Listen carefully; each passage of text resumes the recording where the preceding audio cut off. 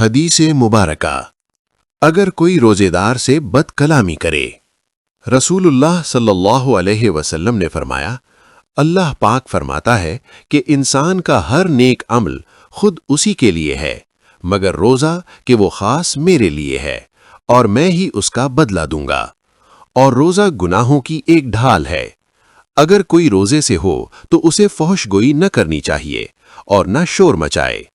اگر کوئی شخص اس کو گالی دے یا لڑنا چاہے تو اس کا جواب صرف یہ ہو کہ میں ایک روزے دار آدمی ہوں۔ اس ذات کی قسم جس کے ہاتھ میں محمد صلی اللہ علیہ وسلم کی جان ہے، روزے دار کے منہ کی بو اللہ تعالیٰ کے نزدیک مشک کی خوشبو سے بھی زیادہ بہتر ہے۔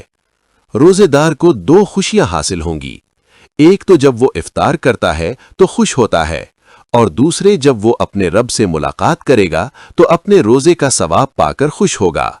صحیح بخاری 1904۔